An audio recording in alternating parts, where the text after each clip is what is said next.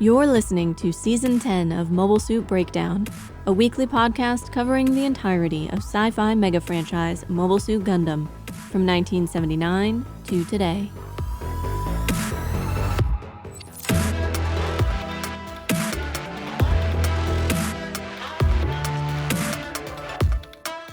This is episode 10.15, Casarelia, and we're your hosts.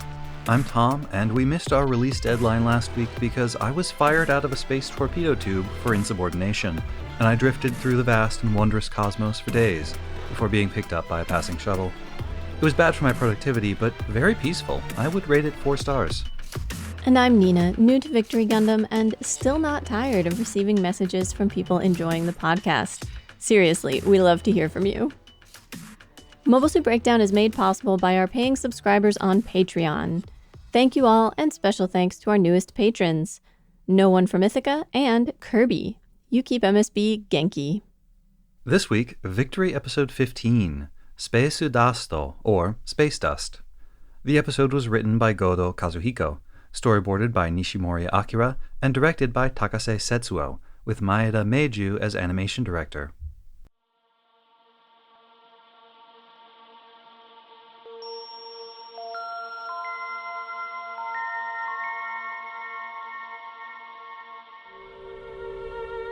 The time has come. Uso readies to board a shuttle to space on his way to look for his parents. While Marbet, acting as co-pilot, readies the shuttle, Lieutenant Gomez and Leonid half-heartedly brandish pistols at the air traffic controllers, so that the PCST will be able to say they were forced to transport a League militaire mobile suit. Uso asks Shakti to come with him, but she actually plans to return to Casarelia. Odello, Warren, and Susie had said they'd like to live there, and she expects that if they travel together, they'll be fine. She'll wait for Uso and for their parents in her own home. Just a few minutes after the shuttle takes off, she's forced to change her plans. Odello and Warren are nowhere to be found, having hidden themselves in the hold of the shuttle. Shakti tells a tearful Susie that the two of them and Carmen will go to space after all. Aboard the shuttle, the stowaways don't hide for long. They come up through a hatch in the cabin floor and start arranging more fake hostage scenes. Odello even brought props, and Warren a camera. Giddy and grinning, they pose for photos like tourists on vacation, trying to make sure the Earth is visible through the windows in the background. Their excitement about going to space and general exuberance is a stark contrast with the serious, thoughtful mood among Uso, Marbet, and the shuttle captain. On the Vespa-occupied shuttle, Katagina struggles to move around in zero gravity, and Farah seems annoyed at Chronicle's gentle kindness toward the young woman. In the distance, streaks of light betray an ongoing battle between the Kailaskili fleet and the Bagley team, and Farah asks Chronicle to take his mobile suit and investigate. By the time he arrives, it seems like a meaningless fight.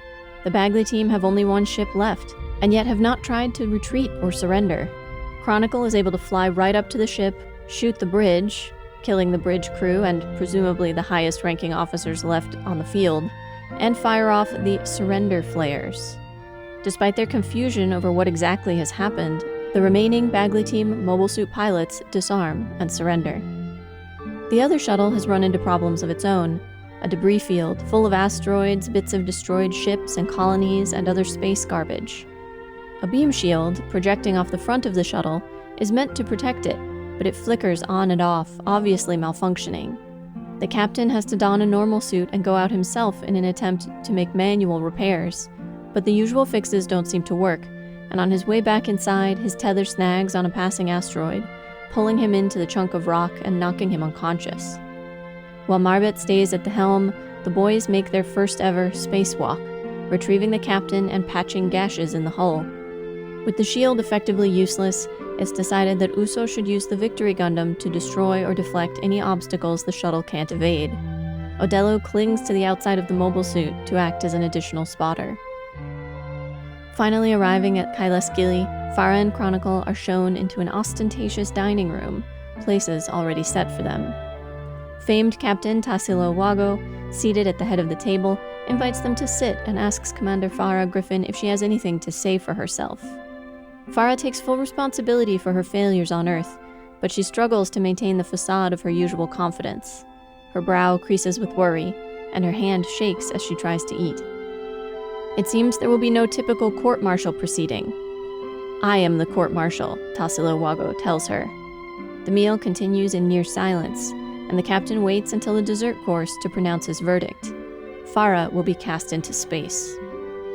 Chronicle attempts to speak up for the commander, but is warned not to interfere. In fact, he must carry out the sentence. Per protocol, she will be provided with a normal suit and 3 days' worth of food and oxygen. Farah barely manages to keep her cool, graciously thanking both men and joking as Chronicle leads her to the hatch, until she is alone in the torpedo tube. Shaking and cursing, Lady Guillotine is launched into the void of space. Uso manages to fend off or break up the most dangerous space debris. Once through the worst of it, he looks around and spots an entire building drifting nearby, and a Zanskar mobile suit is clinging to it, apparently stranded. Against everyone else's advice, he goes to investigate, finding 2 Zanskar soldiers there, one badly wounded. Though they insist they don't want help, and one even fires a warning shot at Uso, he gently lobs a few oxygen canisters into the building for them. In Casarelia, where he's from, helping strangers, travelers, and those in need is just what you do. The soldiers seem moved, and do not try to prevent him from leaving. With a wave, Uso returns to the shuttle and continues his journey.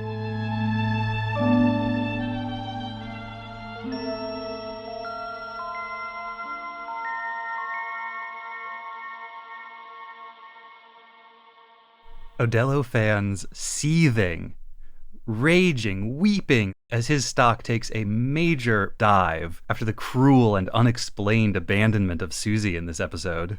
In the internal war between his desire for vengeance against Vespa and his desire to protect Susie, it would seem that for once his desire for vengeance has won. Is it a desire for vengeance? I wonder. It doesn't come off that way in this episode at all. No. But it's the only explanation that is in keeping with what we have already seen of his personality and motivations in previous episodes. In previous episodes, perhaps, but now we see a whole new Odello. We see undiscovered depths to this character. What was most striking in this episode was Odello's familiarity and comfort with all the space stuff.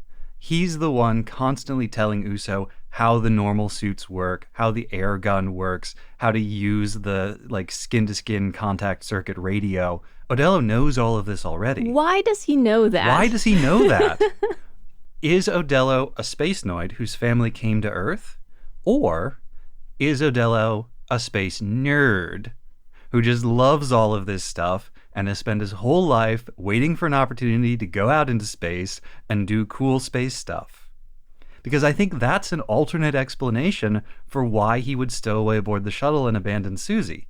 Because the only thing he says, Uso challenges him, he's like, "Why did you abandon Susie?" And the only thing Odello says is, what, we were supposed to bring a little kid along with us when we stowed away on this shuttle? So the stowing away on the shuttle is assumed. They were going to do that, and it was only a question of whether they brought Susie along with them or not. And if you view it from their perspective, that stowing away on the shuttle was a must-do, then leaving Susie behind becomes not an act of neglect, but one of protection. She's too young for something so dangerous. Now, they botched it. They didn't explain it to her or anything. They also don't act like it's dangerous. They act like tourists. They are giddy with excitement. I think he's a space nerd, not a space noid, because of the way he reacts to being in space, posing in front of the window for a photo, and be sure you can see the Earth in the background. And he loves being older and more knowledgeable and getting to lecture people, I think.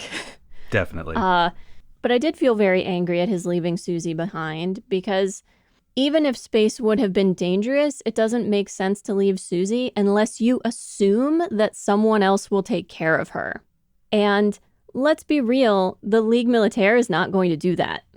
So he just has assumed, I guess, that Shakti will. That this 12 or 13-year-old will take care of this 7-year-old. Everyone just assumes that Shakti will take care of whatever random children get dropped in her lap. And they're not, wrong. They have accurately judged the situation and her character. She will take care of those random children. She's the only person who will. But it's still a selfish and cruel thing to do. How is Shakti supposed to provide for these kids? Mostly she's only been able to because she's been getting resources from the Ligue Militaire. But if she doesn't want to keep with them, or if they're not going to keep her around, because let's be real, she's not fighting, what is she supposed to do? And in that context, it makes sense that she would change her mind about going to space. Yes. That when she thought she would be traveling with a group that included a couple of older kids who would help and support her and that they would all work together, then it seemed possible to get back to Casarelia. And from Casarelia, she kind of like knows how to survive, right? Mm-hmm. They've got the sheep there. Susie could be a good shepherd. We've already seen she has a preternatural ability to guide herds of rampaging sheep. Odello and Warren could, I don't know, take up farming. They're pretty good scavengers. They could get one of those K trucks. Warren could drive the little truck instead of the big truck. The point being, for all that this happens very quickly and entirely unspoken, she may, upon realizing that Odello and Warren have gone to space, realize that there's no good way for her, Susie, and Carlman to survive on their own under the current circumstances, and space is their best option. Yeah. And I don't think it's a coincidence that the boys all collectively decide to abandon the girls and go into space. It wasn't that long ago that boys their age would be leaving home to go find jobs. Although often girls would too. Kind of depends on whether there's enough work at home or enough home responsibilities for it to make sense to keep your daughters there, or whether the money is more of a help and it makes sense for the daughters to go off and find work. There were plenty of factories that had women's dormitories and the like, or domestic servants. Or Sure. I mean, as a young woman taking care of a child that is not her own, Shakti is basically already working as a nanny or governess. She's just not getting any wages for it. There is a sense of, like, having missed a step here. Like, there is some context that we aren't seeing, some period of negotiation about Uso and Marbet taking the shuttle into space, about this little play acting they do. Some of the old men from the polycule, plus Lieutenant Gomez, are like standing in the air traffic control room with pistols. And from their expressions and the way they interact with each other, it's pretty clear they're not actually threatening these guys, but they're doing a little pretend hostage situation. Marbet does the fake pantyhose hijacker thing. There's a moment in the air traffic control room where I think Leonid sort of scratches his head as though he's embarrassed. What they're doing is providing a pretext, a fig leaf for the PCST, so they can say, we didn't break neutrality, we were threatened. Some of our staff were taken hostage, and we had to do this to protect their lives. The fact that it is Odello and Warren on the shuttle who say, we need photos, right? We're going to need proof that this guy was threatened. That'd be good, right? Oh, and here, I brought some stockings that you can wear over your head. The two of them really seem to enjoy anything that's a bit theatrical and dramatic. And deceptive. Like that ruse they pulled with hiding the bazooka under the coats. Yeah. So we have missed some amount of context. So it's possible that there was actually some negotiation around what would be done with Susie and Warren and Odello. There may have been a discussion about them staying with the Old Man Polycule and the other members of the Camion team and the Shrikes who are all staying behind. There may have been some discussion about them being like boarded by the PCST here in Gibraltar for some amount of time. So they may have thought that Susie would be fine, that there would be someone to take care of her even after they left. There's enough of a gap that you can fill it with almost anything you want. One other layer on all of this is that we know that the tickets were left for Uso by his parents with the expectation that he would be following them, that he would figure out what they had done or where they had gone and would be able to trace them to Gibraltar and then would follow them to space. So he is, in a sense, doing what they expected, what they wanted. Feels like a Da Vinci Code kind of thing. Uso will follow the clues to follow our path and meet us at the end. And while I'm sure Uso's parents are involved in what's happening and are working, they are also, in a sense, waiting for him. Whereas Shakti wants to do the reverse. Shakti would like to go home and wait for the parents to return. It's just not working out that way. And assumes that they will return, right? Assumes that eventually they will go back to Casarelia. I think the parents made the correct assessment that Uso is not the kind of kid to sit and wait. Who knows how long he might have remained in Casarelia until something impelled him to leave, but something was always going to compel him to leave. Yet they also thought that for sure Shakti would stay with him. They left him 2 tickets. They did leave him 2 tickets, but it doesn't say Shakti on that ticket. No, but when Mandela hands the tickets over, he says, your parents said someone would be with you. Who else would they think it would be? Maybe they were going to send a colleague after him. Maybe they did, and that person got killed. I think if his parents expected Shakti to want to go with him into space, then their judgment of Shakti's character was as bad as their judgment of Uso's was good. Doesn't sound implausible to me. The emphasis on this being Uso's first time in space, the first time in space for Odell and Warren as well, covers a lot of ground. We can see a range of different reactions to that experience. The excitement of Odello and Warren versus the awe and fear for Uso, which I think is much closer to the reaction I would have. And Katagina, who is also visiting space for the first time and has a very different reaction. At first, she seems just a little bit surprised, out of her element, but then once they see the fighting, she becomes very blasé about it all. Like, oh, space, there's war here too, just like everywhere else. I thought she seemed disappointed or even slightly surprised by that, which felt very foolish to me. I was like, really? Were you not expecting this? It also, in some ways, makes Uso a novice again. We were getting used to him being so skilled, so powerful, so good at piloting the Victory Gundam.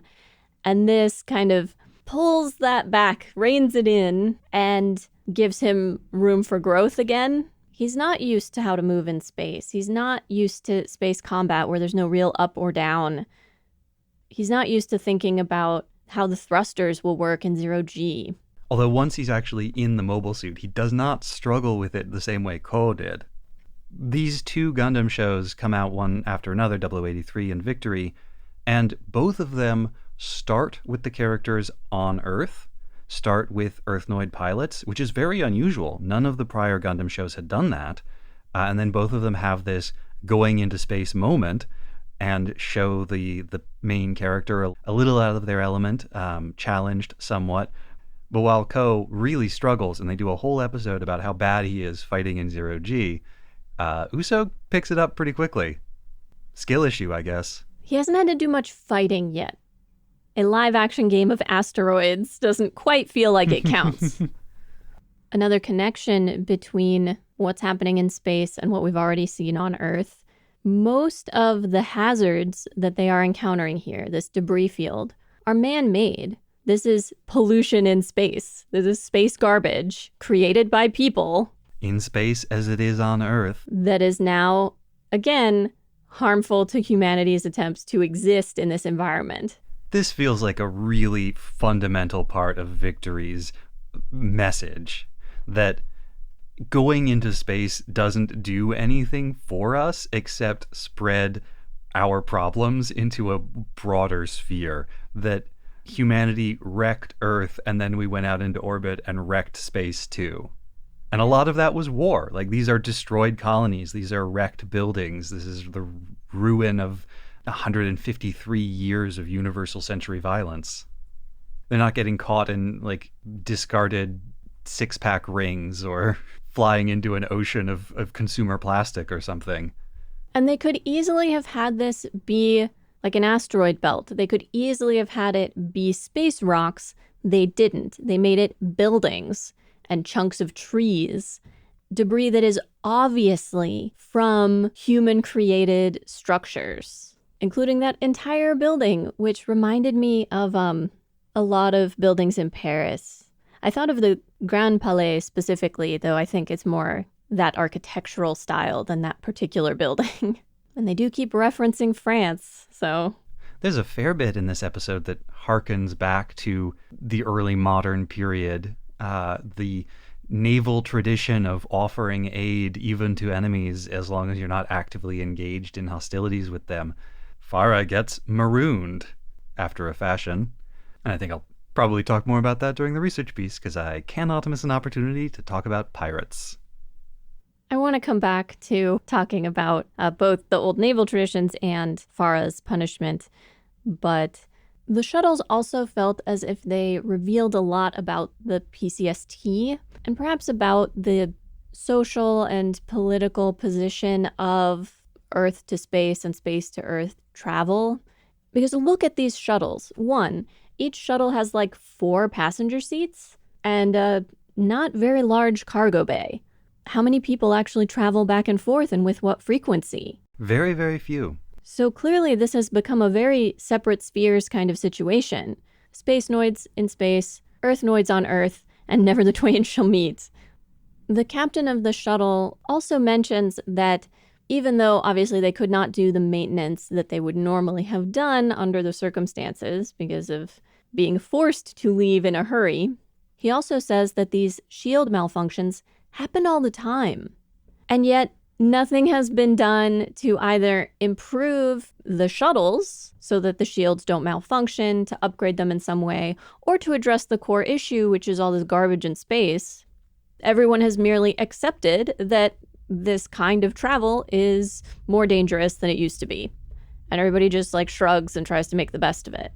Which I guess if not very many people are doing it, I kind of understand, but this partial progress was made toward humanity expanding out into space, and then everybody just gave up. Like, this is good enough, I guess. Yeah, pretty much. I mean, look, the PCST has to make a profit, right? They're not going to maximize shareholder value by spending a bunch of money upgrading the shields on these shuttles. Look, everybody survived. If the shield upgrades are more expensive than the settlement payments to people who are injured or killed, then yeah, they probably would not do the shield upgrades. It also seems like they probably have the monopoly on non-governmental space transport from Earth. So yeah, they really wouldn't do those upgrades unless they felt like it was going to pay off financially. Dark. And I'm sure sweeping the upper atmosphere for debris is somebody else's department. And probably also extremely expensive. Oh yeah. I think somebody made a whole anime about that. We need to watch that show. Imagine for a second the version of this episode where Odello and Warren do not stow away aboard the shuttle, and it's just Uso and Marbet. This brings us back to those earliest episodes of the show, before the arrival of Oliver, before the Shrikes get involved, when it really was just Uso and Marbet learning to pilot the Gundam together. I think there's some more of that feeling of Marbet as being almost like a mother figure to Uso. Not his bio mom, and not his, caretaker mom, that's Shakti. Marbet is battle mom. Not the real mom, not the Earth mom, the battle mom. The Earth mom is on Earth doing Earth things. Not anymore. Now she's in space doing space things. She hasn't left yet. She's only expressed her intention to do so. Oh, you mean Shakti, not his bio mom. Yeah, we don't know where Mira Miguel is. Okay. So Uso and Battle Mom go off into space to do battle things.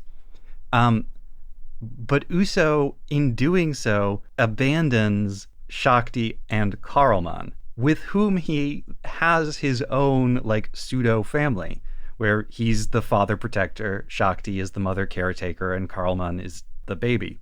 So Uso is doing like his dad did by abandoning his family to go off into space after having become a soldier, or returned to a life of soldiering, or we don't know enough about his dad yet. But Uso is replicating that familiar pattern. Familiar both in the sense of recognizable, but also in the sense of that his family has done. And Katajina is also replicating a pattern from her parents, because think back to that Uso in Uig episode. It's Katajina and Uso together who rescue Karlman in the first place. It's Katajina who is holding Karlman when they are trapped together in that train station when the ceiling caves in. They escape together. And she abandons that responsibility as soon as she possibly can.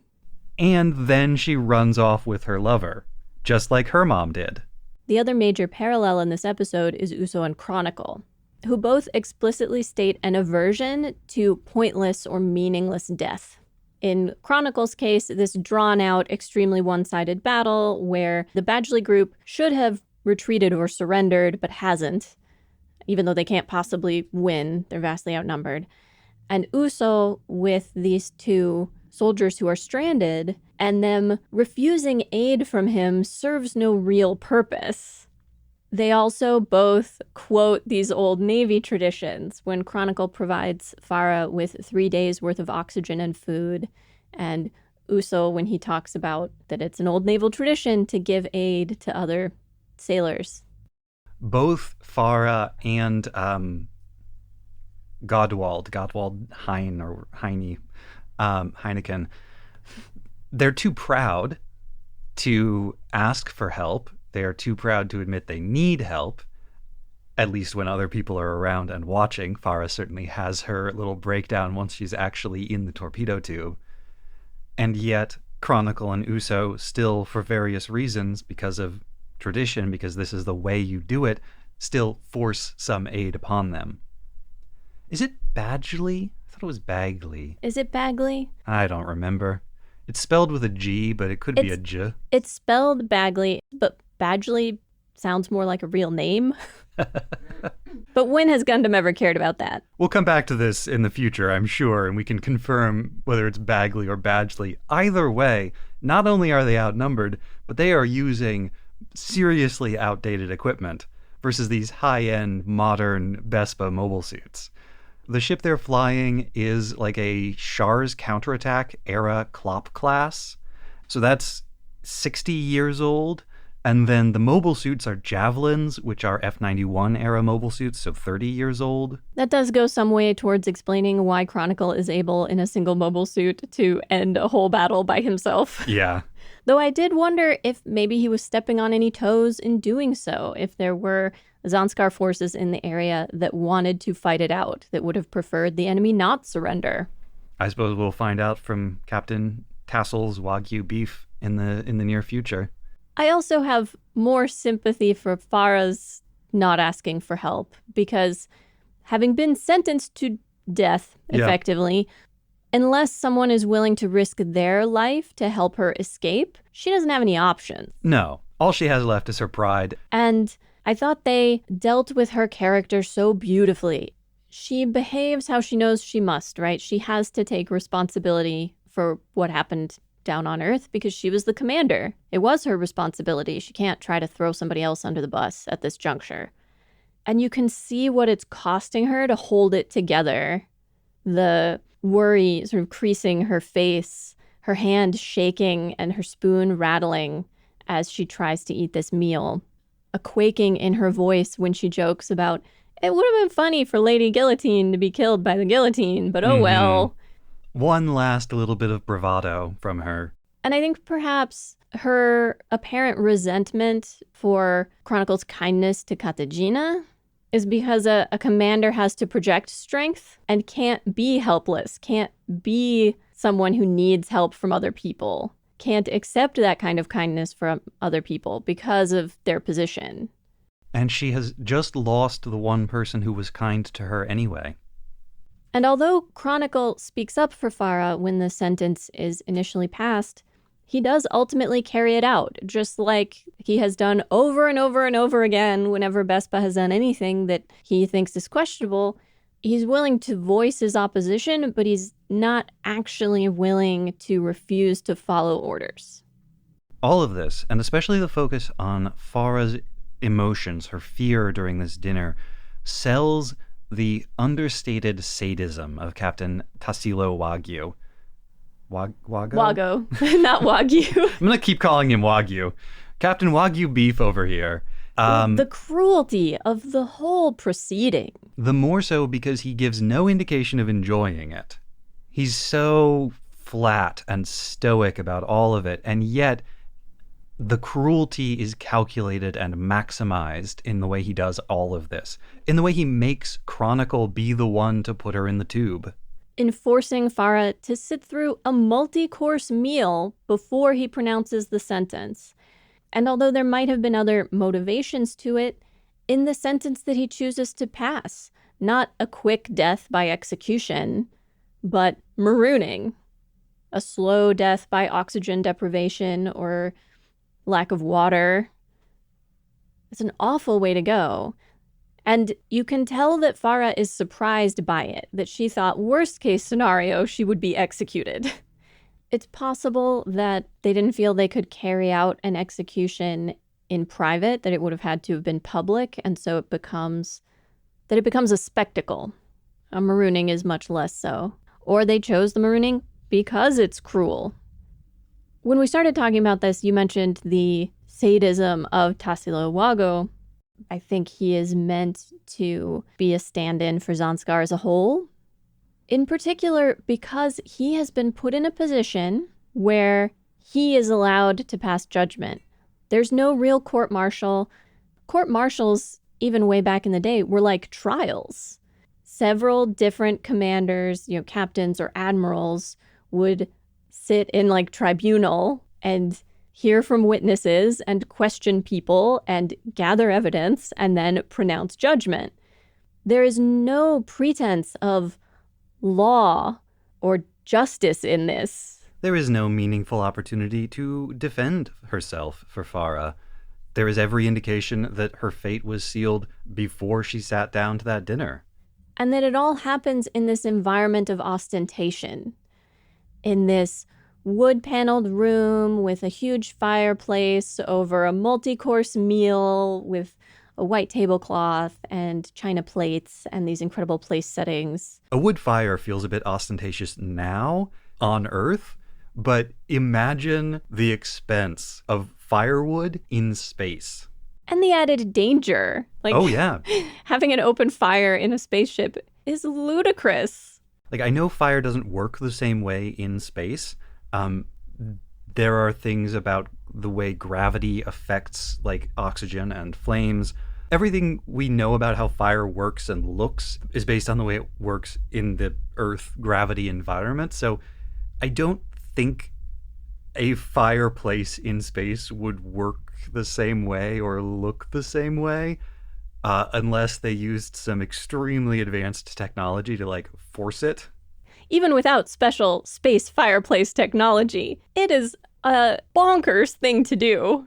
Everybody has been talking about Tassel's Wagyu beef for episodes and episodes now. He's never been shown, but he's referred to frequently. And now, though he is, at first blush, not a particularly impressive specimen, he doesn't wear a mask, he doesn't have that sense of drama about him, and yet we can see why everybody is obsessed with this guy, why all of his subordinates are constantly thinking about what he's doing and what he might or might not approve of from them. So they do an impressive job of demonstrating his character in this sequence, and you just loathe the guy. There's nothing really fun about him, is there? There's none of the sense of drama that you get from a Shar or an Iron Mask or a Cassilia Zabi. None of the over-the-top antics of a Dozal. He's just... You could imagine this guy being your boss. There's very little display of emotion beyond getting angry at and threatening Chronicle when Chronicle tries to stand up for Farah. And even that is mild. And even though all the mentions of him before have been with this sense of awe, I believe there was some mention of him being a particularly skilled battle commander, our introduction to him is not as a fighter, it's as a bureaucrat. Yeah, you mentioned that he represents Zanskar, and whether that's true or not as to his personality, as a legal fact, he exercises the full authority of the state in his own person with no checks. He is Zanskar in this sector. He is the viceroy of the Kailas Gili. To the point where even the queen's own brother is not, strictly speaking, safe from this man. I did wonder, the quote-unquote gun salute when Farah's put into the torpedo tube, was that Chronicle doing something nice for her, or is that typical of any execution or marooning of someone of a certain rank and above? I say quote-unquote gun salute because they fire, but they don't have any ammo in the guns. It's really just a clicking of the trigger. And there's a whole group of guards there who do it. I didn't count how many, but I'd say probably half a dozen, thereabouts. It clearly has the form of a show of respect, and yet in the context, doesn't it just feel that much more insulting? Just kill me already. You even brought dudes with guns! In a sense, marooning is more merciful than execution because they're not killing you and there's a chance you might survive, and here's 3 days worth of food and oxygen. Although, I don't know how she's supposed to eat that food through her normal suit. And a single person floating through space, the likelihood of you encountering anything that would be of any help to you or any other person is so infinitesimally small. It's false mercy, just like this is false respect, and just like it was a false trial at the dinner. These tokens of respect actually conceal the sadism of it all. Is Chronicle ever going to finally comply with his own conscience? Every time he expresses a sense of the wrongness of what's being done or how it disgusts him, and then he does it anyway, I just lose a little more respect for this guy. A little more every time. So he's either going to finally, at some point, say enough is enough, or is going to end the show as one of the most despicable characters in all of Gundam. I grant you, there have been plenty of bad people in Gundam. There have been plenty of evil people. But there is something so pitiful and so revolting in seeing someone hand-wring about this is wrong, and then just doing it anyway. Mm-hmm. And then being like, oh, but I am really disgusted about it, truly, as though that absolves them in any way. He still gets to eat the oishi ice cream, even though he's so tortured by the bad things he's being made to do. How many episodes do you think it's going to be before Uso has to kill Godwald? This is Chekhov's sympathetic enemy. Will he even know that he's done it? Yeah, they're not going to let the kid get off that easy. In the same way that Katajina was almost killed by Zanskar and was saved by a Shrike without knowing it, I can't imagine a scenario in which Uso has to fight some enemy mobile suits and afterwards finds out that Godwald was one of the people he killed. I think Godwald's going to go after him. I think they're going to have some dramatic moments yelling at each other about their respective values. I think Uso's going to know. So you think Godwald is maybe going to be this transition point for Uso between Uso of a couple episodes ago, who couldn't fire on the mobile armor because he could see the people in it, but by the time he has to fight this man who he saved, he will be able to kill somebody knowing, really knowing and understanding, yes, the person that's in there. I think so. This episode sort of clears the table in a big way. It feels like the beginning of a new arc. I mean, they go into space. They change their setting dramatically. Of course, it's at the beginning of a new arc. But they shed more than half the cast. Exit Farah off stage. Enter Tassilo Wagyu. Enter Godwald. Exit the old man Polycule. Exit Shrikes. Exit Oliver. Exit Ness. Exit Khufu. Which one is Khufu? Khufu is the young man around Ness's age. Ah, okay. I think there's actually two of them. I want to say he's the one who wears a cowboy hat. Okay. Or that Australian Outback version of a cowboy hat. Was he even still with them? Anyway, that's beside the point. And some new mobile suits appear. The Javelins for the Federation. The Zoloats are the reddish, orangish space mobile suits that Bespa is using. And then, of course, the three-eyed green Abigor, or Abigol, which I seem to remember you being rather fond of. Yeah, it looked cool. Love a cool-looking mobile suit. One final question to carry with us for at least one more episode. Marbet and Uso both comment to each other in the shuttle that they aren't going to be able to help each other once they reach their destination. Marbet has her own work to do for the Ligue Militaire. Uso will be looking for his parents. There is a sense that he is peeling away from the Ligue Militaire and that this has been accepted, that he is not going to be forced. But they're not there yet.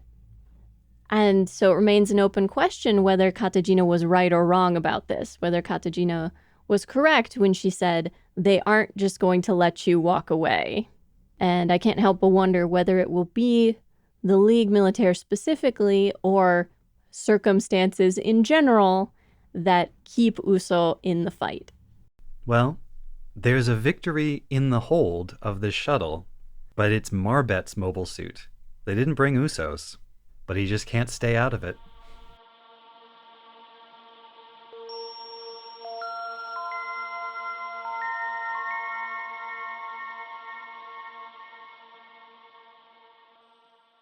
And now Tom's research on marooning.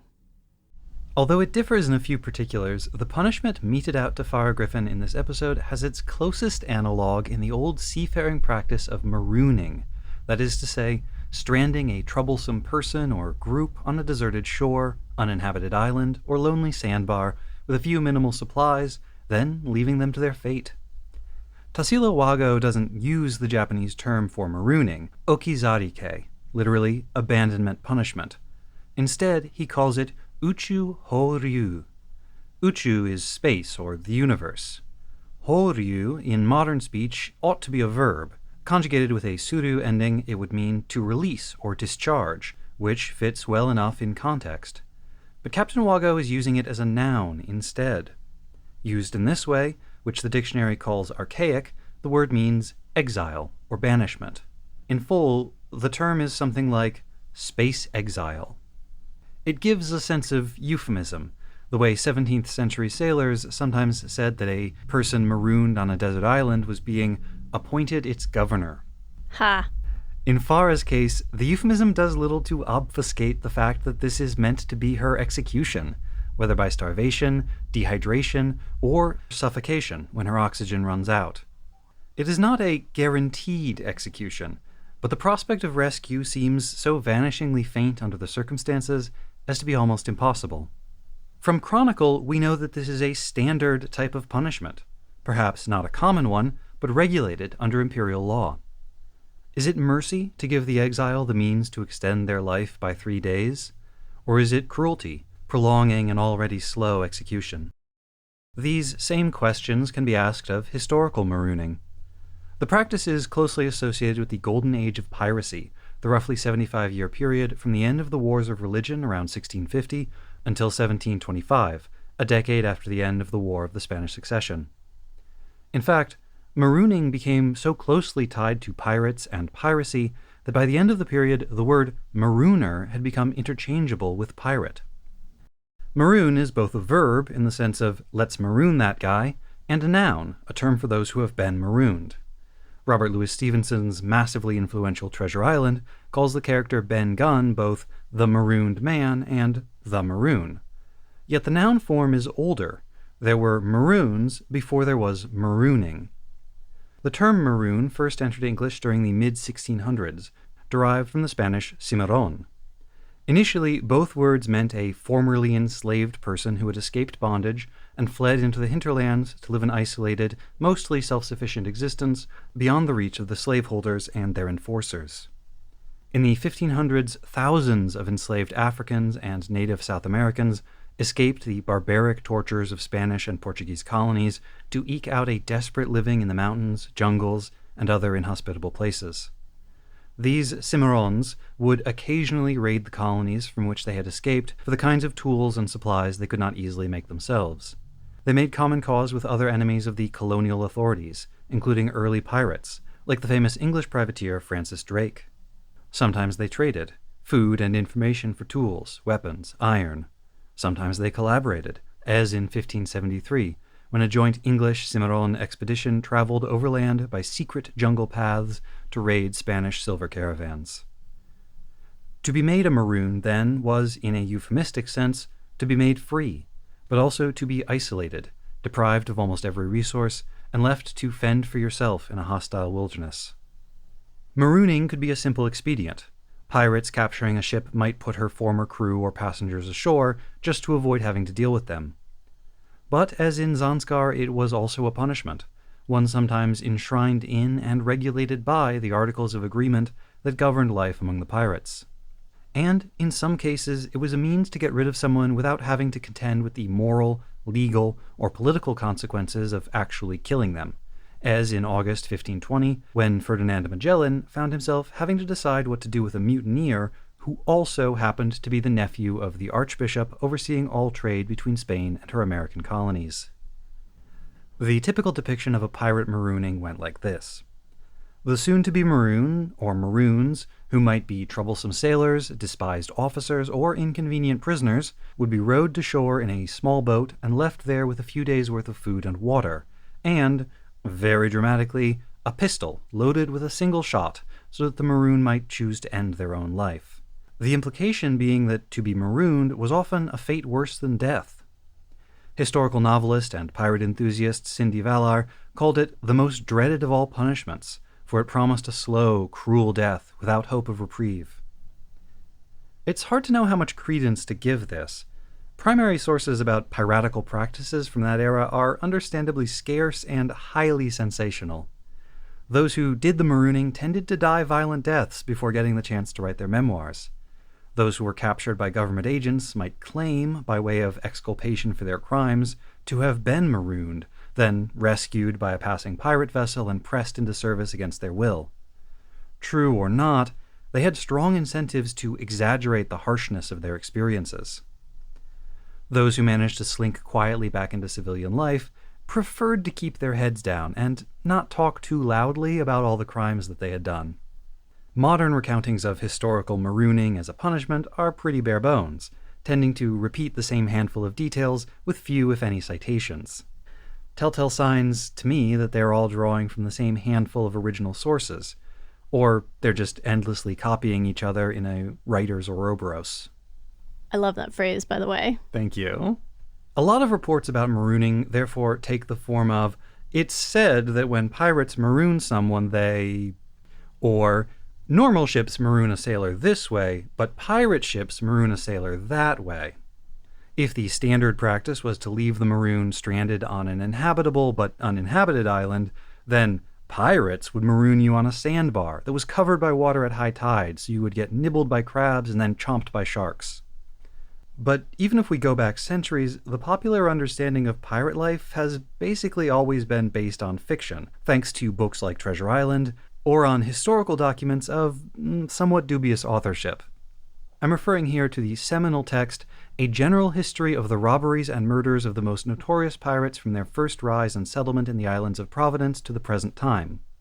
This book, published in London in 1724, right at the end of the golden age of piracy, is lurid, graphic, and sensational. It directly inspired Treasure Island and Peter Pan, and it's probably the single biggest influence on the public perception of piracy then and now. But we don't know who wrote it, or how he knew all the things he claimed to know about the secret lives of pirates. The name on the cover, Captain Charles Johnson, is almost certainly a pseudonym. The true identity of the author behind the captain has been hotly debated, and we'll probably never know for sure. It's clear enough that marooning was common practice, with plenty of specific, identifiable instances in the histories.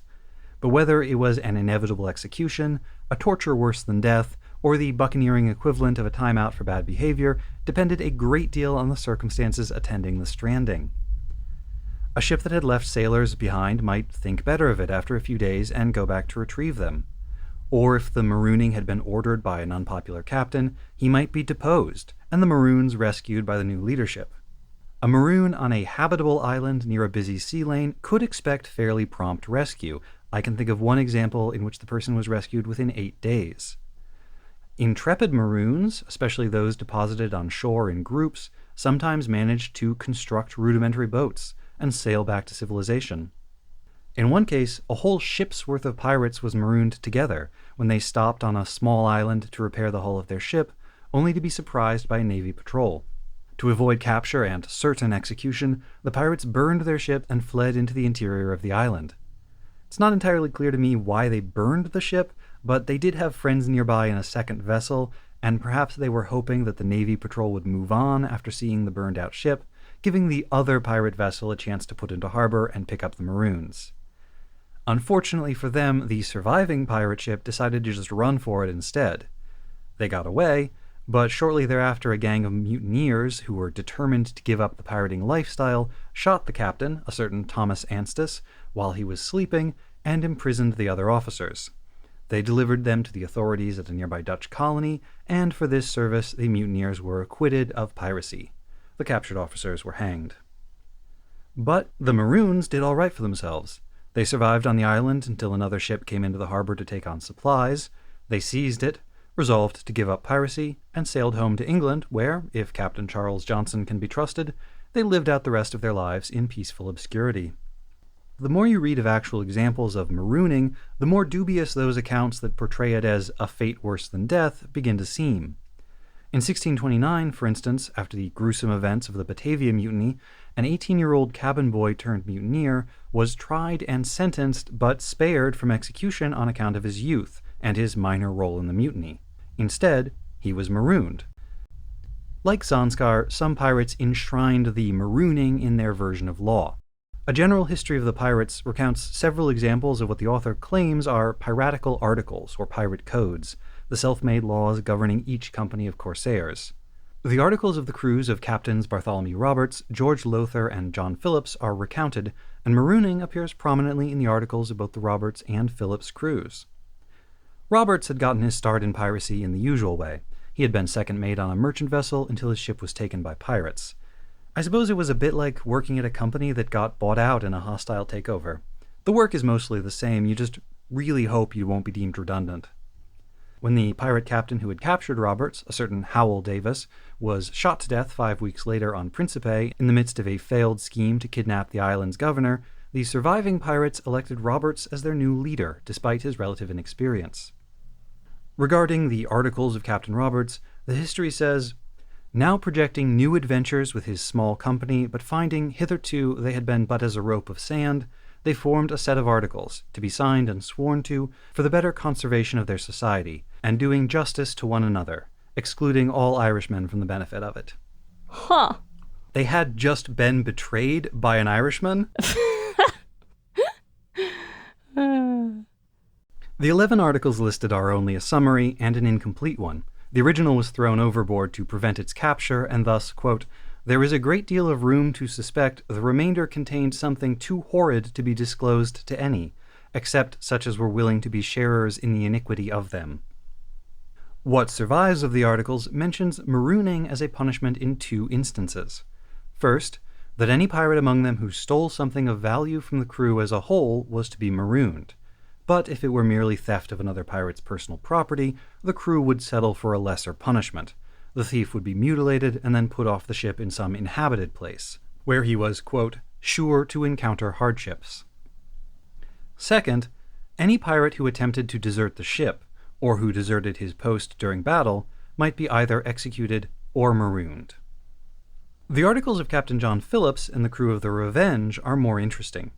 They're shorter, containing only 9 articles, but they were supposedly recorded verbatim. They specify marooning as a punishment for 3 crimes: deserting the company, keeping secrets from the company, and stealing from the company, although in the case of theft, the offender might simply be shot instead.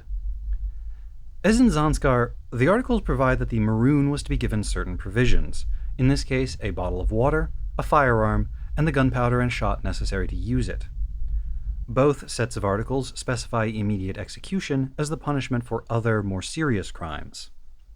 Now, the most famous maroon of all, and here I was going to do a little bit where I asked Nina, what is the most famous maroon that comes to mind, and I was hoping she would say Robinson Crusoe, so that I could then be like, wrong, he wasn't a maroon, he was a castaway. But we talked about it in advance, and she was like, why would I say that? He wasn't a maroon. For once, I actually remembered a thing that I read years ago. Incredible. And it could only happen when I could spoil your bit. My bit fully spoiled. But Robinson Crusoe's experience, learning how to survive and then thrive on a tropical island, equally dangerous and idyllic, does closely follow the experiences of several real castaways and maroons, including those of the Scottish privateer Alexander Selkirk. Selkirk's is one of the best documented cases of marooning, and in many ways extremely typical of the practice in its heyday. Selkirk was a privateer, sailing during the latter part of the golden age of piracy. The son of a shoemaker in Fife, Selkirk took to the sea when he was 17, very possibly to avoid prosecution for acting indecently in church. It's possible that he actually took to the sea earlier, but the best data we have for this is based on a criminal prosecution against him, where it's said that he did not appear in court because he had gone to sea, and that was around when he was 17. When the War of Spanish Succession began, England was once again eager to enlist private ships to raid Spanish shipping and colony towns in the Americas. Privateering like this was dangerous business, but it had a romantic nationalist allure, and a successful voyage could make the whole crew rich beyond anything they could hope to earn on land. Huge numbers of men were needed for one of these voyages, and if most of them had never been to sea before, well, they would either learn or they would die. Certain positions did need to be filled by experienced sailors, and perhaps the most crucial was that of sailing master, responsible for navigation, setting the course, supervising the sails, rigging, anchor, and the arrangement of the items in the hold. In short, if the captain decided where the ship went, the sailing master decided how it ought to get there and made sure that it did. By this point, Alexander Selkirk had been sailing for nearly a decade, and although he had not entirely shed the quarrelsome habits of his youth, he had blossomed into a skilled sailor and a more than adequate navigator. In 1701, the same year the war started, he signed on to a privateering expedition led by the famous explorer William Dampier, and he was made sailing master of the second, smaller ship under Captain Charles Pickering. They sailed in 1703, bound for South America, but Captain Pickering died of scurvy off the coast of Brazil, and he was replaced by 21-year-old Lieutenant Thomas Stradling. The 21-year-old captain and the 27-year-old sailing master clashed immediately. A year of tough sailing for the sake of a handful of raids, mostly unsuccessful, did not improve the relationship. In mid-May 1704, the captains, Stradling and Dampier, quarreled and agreed to split up the expedition. Stradling, with Selkirk, would go his own way. By this point, their stores were running low and the ship was in bad condition. The masts were cracked, the sails shredded, the leather on the bilge pumps was worn through, and the hull was full of wood-boring worms. She needed to be careened, dragged up onto shore, turned on her side, and given a thorough going-over. For this purpose, Selkirk guided them to an uninhabited archipelago called the Juan Fernandez Islands, about 360 nautical miles, or 120 English leagues, due west of Santiago, Chile. It was September by the time they arrived. When they had finished collecting wood and water from the island, Stradling announced that careening the ship would be too dangerous. If a Spanish naval patrol spotted them while the ship was on the beach, they would be helpless. But Selkirk insisted that the ship was in no condition to sail, much less fight. He swore he'd rather stay on the island than try to sail in that leaky tub. Who can say now if Selkirk really meant it? Perhaps he expected the other sailors to support him against the captain. But they didn't. We can imagine a nasty smile spreading slowly across Stradling's face as the troublesome sailing master announced that he would rather stay behind.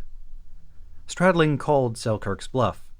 Once they had finished collecting water, food, and firewood from the island, he and a few of the other men took Selkirk ashore in a small boat.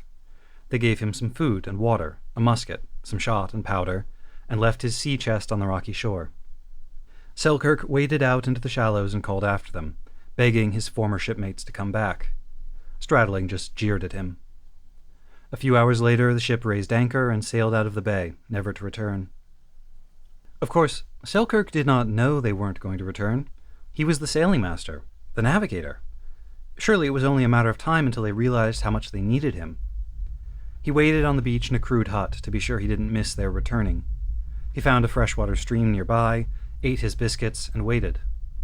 When the biscuits ran out, he got desperate, eating mussels, crabs, and lobsters raw.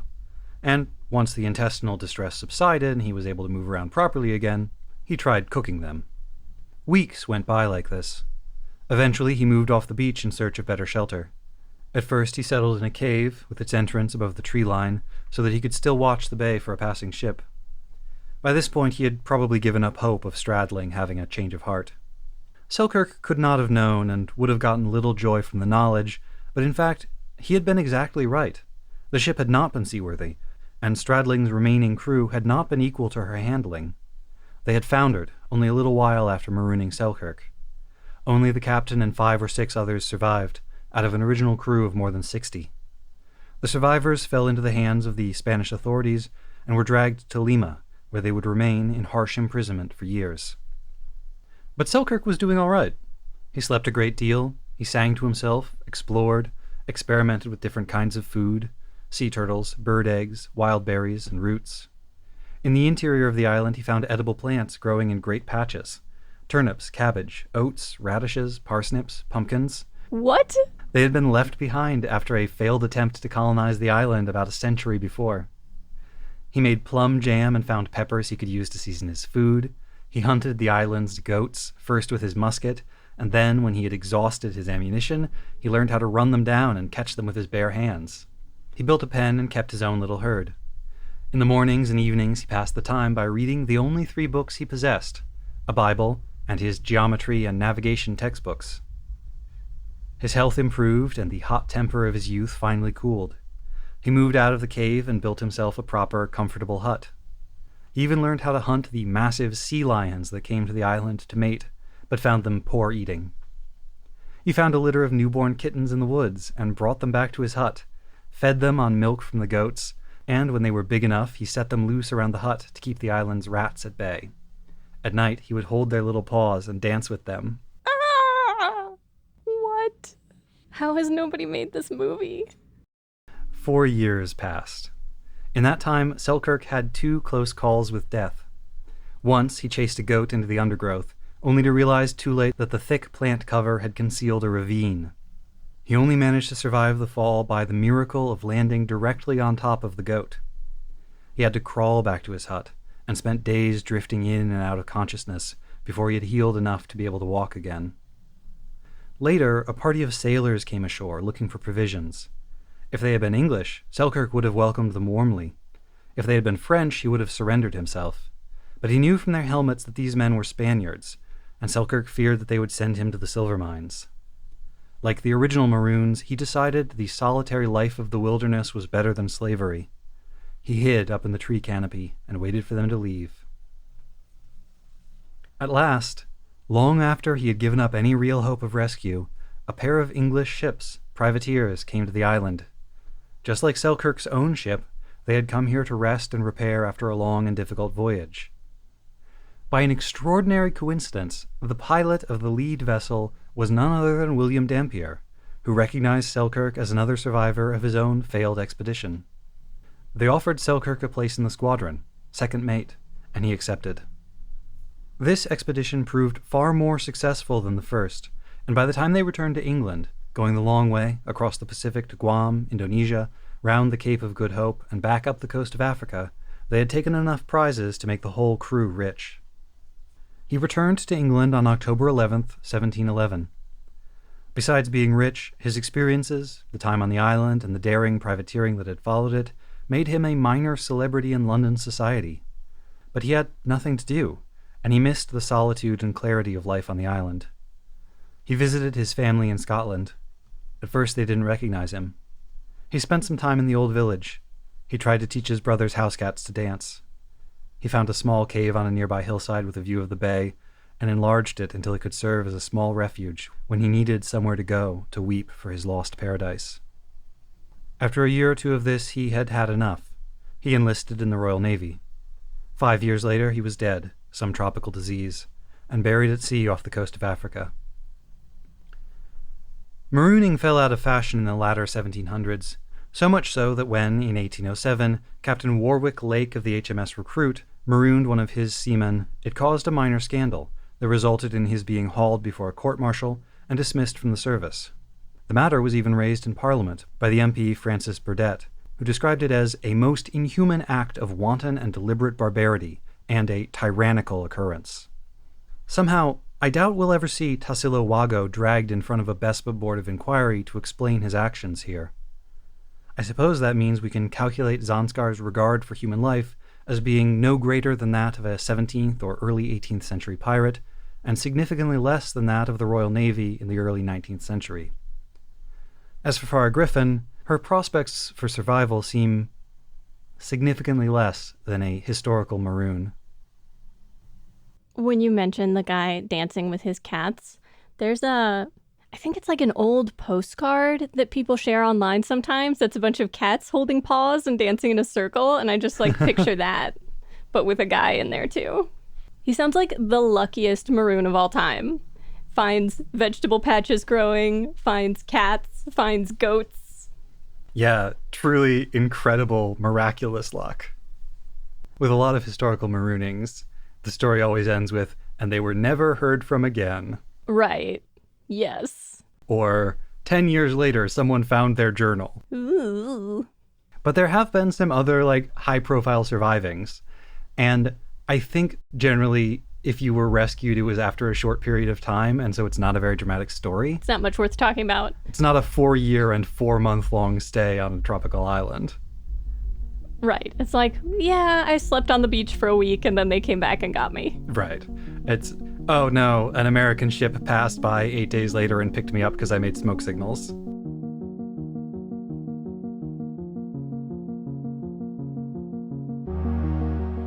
Next time on episode 10.16, Shipping Up to Orbit, we research and discuss episode 16 of Victory Gundam and The Spirit of a Biker. Neither gal nor guy, but a secret third thing. Kids aren't supposed to be soldiers, they're supposed to be hostages.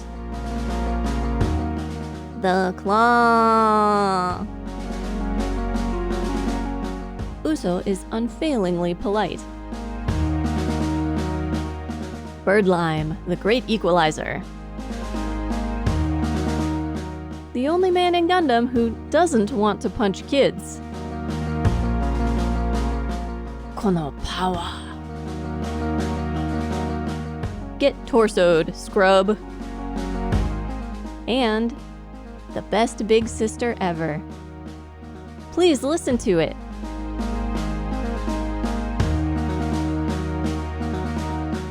Mobile Suit Breakdown is written, recorded, and produced by us, Tom and Nina, in scenic New York City, within the ancestral and unceded land of the Lenape people, and made possible by listeners like you. The opening track is Wasp by Misha Dioxin. The closing music is Long Way Home by Spinning Ratio. The recap music is Slow by Lloyd Rogers. You can find links to the sources for our research, the music used in the episode, additional information about the Lenape people, and more in the show notes on our website, GundamPodcast.com. If you'd like to get in touch with us, you can email hosts@GundamPodcast.com or look for links to our social media accounts on our website. And if you would like to support the show, please share us with your friends, leave a nice review wherever you listen to podcasts, or support us financially at GundamPodcast.com/Patreon. You can find links and more ways to help out at GundamPodcast.com/support.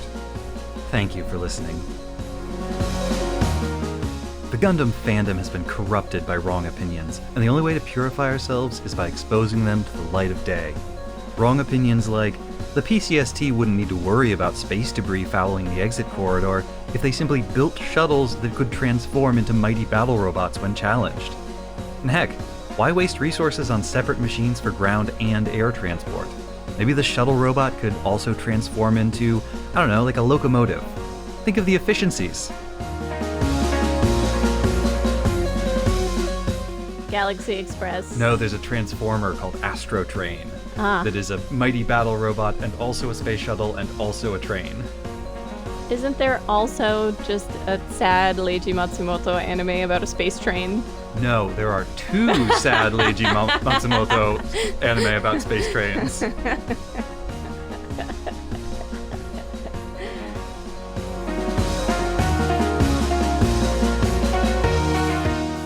Well, I think that was a great research piece, my darling. Thank you. I enjoyed reading it and enjoyed hearing you deliver it. I was gonna say, getting back in the gym so that we can be back in shape by the time we start G Gundam has to count as our longest research piece ever. Trying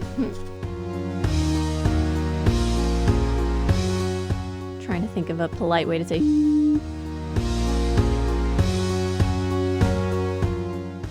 I'm the baby. But there is something so pitiful and what's another word for despicable? Derived from the Spanish cimarron. Or cimarron? There's an accent over the O. Then cimarron. Damn it, undisclosed New York location. Why can't you wait to have accidents until we're done recording? I shouldn't have said anything. I made them angry. Yeah,